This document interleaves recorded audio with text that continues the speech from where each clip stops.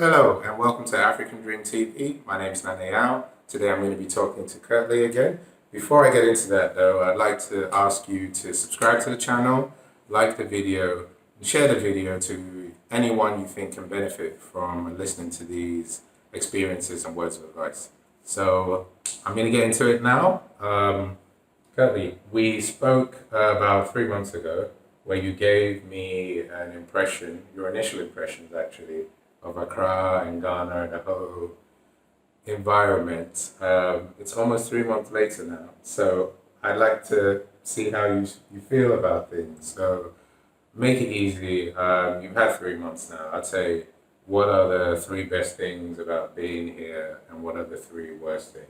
I know I'm putting you on the spot, but I know you So, general impressions. I love Accra and Ghana. People are really, really friendly. So I'll say that's the first thing. Really, really friendly. The second thing I would say is a good thing is that there's lots of opportunities if you're an entrepreneurial person. Everybody you meet is willing to do some sort of business. Um, Now, obviously, you need to do a due diligence, and not every business presented as good is a good business. However, at least you're getting, a flow of deals and a flow of ideas, which is good. And this is from anybody. This can be the person in a taxi, person in the street, friends of friends. So there's so much opportunity here. And the third thing, and what initiated me coming here, is that I'm in a society where there are people that look like me. And I think that is something I believe Ghanaians may take for granted. So I noticed how important that was. So whenever I was watching London news and UK covered reports, I realised how the topics were always about race, whether it was this person of colour was very, very successful, or are people doing the right things for people of colour, etc. So I'm pretty much bored of that conversation. And whilst in Ghana, I was almost in a bubble. I didn't have to experience that. And whenever I watched it, it was a different perspective. It wasn't me living it as a UK person, but me being sad about it for UK people, which is a good and new experience. you're kind of looking at it from the outside. Okay. Yeah. The bad things. There aren't very, very many bad things that would that outweigh the good things, but maybe slight annoyances or inconveniences. The first thing is inflation here is quite high, and food, for example, I found was quite expensive. Now, obviously, I had greater purchasing power because of the pound. However, because they import a lot of things, all those home comforts that I wanted, I was paying 2 to 3 times the price. So just to clarify, when you say food is expensive, you're referring to the imported foods, I don't know, like cereals, cornflakes, or whatever, as opposed to Local maybe cuisine. local Yes. fried yam. Yes. Okay. So just to clarify, local cuisine is cheap. So if you're getting like okra, banku, local chicken, etc. However, if you're interested in maybe having spaghetti bolognese and you want to go to ShopRite, maybe if it costs you £3 or £4 equivalent in the UK, here the dish may cost you £10, for example, to home cook a meal. So those were the things that were slightly annoying. Um, the second thing I would say, which was a slight inconvenience, was the sort of acquiring things. So there was a case where my laptop charger was damaged, and I needed to find a laptop charger. And then I ended up having to look online, try and find stores that sold it. So it ended up being a lot of independent salespeople. And this led on to a funny story where I called the guy who had the charger, and obviously he had to come and deliver it to my home. And from my previous experience, I found that Ghanaians don't have a refund policy. So once you buy something and it breaks, too bad. There's no 30-day cool-off period. So when he came over, he came with a couple of charges, and I said that we should basically test the charges. So he came over, I invited him to my house, but before I did, I talked to security. I told the security guys that I'm inviting a guy to my house. If he comes down before me, I've been beaten up, basically. So after that, he came up, the security knew the drill, just to ensure that I wasn't getting robbed. And we tried the charger. The first charger didn't work, the connection was breaking, and I was like, what's going on here? We tried the second one, and he said, trust me, it works. I said, cool, I do trust you. Sit down there for 20 minutes, have a drink, and we're going to watch my laptop charge. Right. It proved after 20 minutes that it did charge, and then I handed over the money and walked him down and told the security, yeah, this guy's a legitimate guy. But I like the fact you took that precaution. Sorry, I'm laughing, but it is kind of funny. But no, it's a good precaution to take. Yeah, exactly. And I thought that because, and I think advice around that is to adapt towards the situation. So, whereas if you're in the UK, you can go to Dixon's, pick up a quality product, return it. Here, you might have to get it from a street seller or so. So, to ensure that you don't get ripped off, so advice when buying things is to ensure that you position yourself in a way to test the products and feel that there's quality insurance. Quality insurance is on the buyer rather than the seller, which I find. And the third and final thing is traffic. So you get everywhere by car, and traffic can be horrendous. The longest time I spent in an Uber was 3.5 hours for a simple task. It was to pick up some dry cleaning. It was the journey should have taken 20 minutes there, 20 minutes back. However, it extrapolated to 3.5 hours because of traffic. So I got to know the Uber driver very well. I got to know about his family, his aspirations, his life stories. And obviously, it's even more annoying when you're in a baking hot taxi. So I had to ask him whether I can take my shirt off. So I was sitting in the back, topless, of a taxi for 3.5 hours. But on the flip side, the perk of that was it was only 89 cities. And from the UK perspective, I think that equated to about maybe £10 or less. £11. So for 3.5 hours, equivalent of a journey to Birmingham and maybe back, I spent £11. So at the end, it wasn't that bad. And I remember when you told me that story, because you were literally going there to pick up your dry cleaning or something.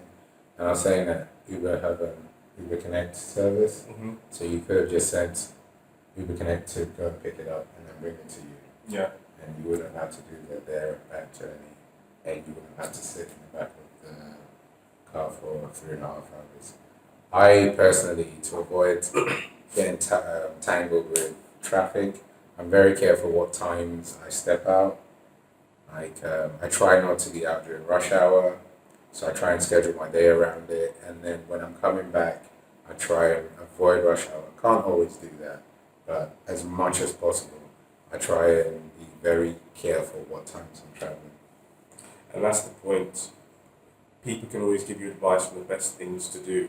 So after taking Anna's advice on that, when I ordered a takeaway, I paid by Momo and got Uber Connect to drop it off for me, so I didn't need to go there and pay. So there are always a lot of workarounds that you can do. So that's an upside. That's cool. So those were the three good, the three bad. I don't want to take too much of your time, so I'd say, generally speaking, you've come, your intentions were to see if Ghana was a place you could maybe settle one day, you, family, etc. Now that you've had the time to explore, what are your thoughts on that? 100%. I think it's a wonderful country and lots of opportunities, and I firmly believe that the opportunities coming from the West and having the Western privilege, I might add, can propel me a lot further than if I was going to stay in the United Kingdom. I firmly believe that I can be more successful here over the next 10 years than in the United Kingdom. And not only that, taking aside success, it's about being in a society that has people that look like you. And I feel that that is a big thing, to be honest, to be able to live in a society where there isn't a lot of conversation about race, or there's no talk of institutional racism, or is this person being racist or not being racist, or am I being too sensitive or not being too sensitive, or this, that, and the other. The conversation has been had and is a bit boring from my perspective, personal perspective, and I feel being here, I can leave that behind and just live my life as an individual in society and try and achieve what I want to achieve and achieve my happiness like everyone else in life. So essentially, you feel free to achieve your dreams, or the channels for your African dreams. No, I appreciate that. Is there anything you wish you'd known? Like if you could go back now, advising you in the last video, what would you say to yourself? I would probably say maybe seek advice from people on a lot of things, or maybe test ideas and tell people what you're doing, and they might be able to provide advice and scenarios. But more or less, my journey here has been good, and actually I've learned a lot and adapted. So there isn't. I'm quite flexible, so there isn't much I would tell my earlier self, apart from maybe test the product before you buy it. Yeah. Okay. And I had to say, when I first spoke to you, your attitude was like really positive. So I personally thought to myself, unless something terrible happens to you, I think you'll find your way around what you need to do, and you'll probably feel like, yes, this is a good place for you. Because when it's all said and done, it's got decent security. Did you feel safe going around town? I felt safe. I can walk at night, all sorts of distances. I used Uber and Bolt everywhere, and I knew where I was going. So yeah, it was very, very safe, and yeah. It was all good. So other than like the security issue, I wouldn't have thought anything would have really dampened your spirits to the point where you're like, no, this is not for me. So I'm glad it turned out that way, because bad things can happen anywhere in the world. Thank you for sharing your experiences with us. I really appreciate it. I hope you manage to execute your plans and come back when you plan to come back. And I do think you'll do well. Like you said, as long as you're careful, do your due diligence on anything you get involved in. It's a cool place to be. I love that. I mean, for me, it's still one of the best decisions I've made. So yeah, gonna end the video here. Have you got anything else that you'd like to add? Or?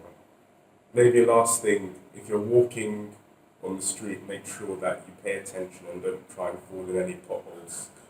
So there was an incident which may have changed my opinion, where I was walking trying to catch a trotro at night, and the sewer pavement was open and cracked, and I didn't notice, and my leg fell right through, and I grazed my knee and my ankle and my elbow. So had I broken my leg and my arm, yeah, we'd be having a different conversation. I'd be annoyed, particularly as you can't sue the council, as you can sue the council in the UK. Yeah, I don't think you can sue the council. So I'm glad nothing broke. But I don't even know why you were taking trotros that night. Why don't you just call an Uber? Because I'm living the real Ghana life. I ride the trotros like any other person. Okay. Fair enough. Hey, it is what it is. Hopefully nothing bad happened, and here you are with a positive opinion. So thanks for watching the video. Like I said, anyone you think can benefit from these stories, these are real life experiences is not. I know sometimes people are considering a move, but they don't have anyone to turn to. You can watch these videos, you can send a message, I'll be happy to reply. This is kind of me evangelizing on how life can be different and what a change moving here has made into my life. So thanks for watching. Enjoy the rest of your day. Speak again soon. Take care.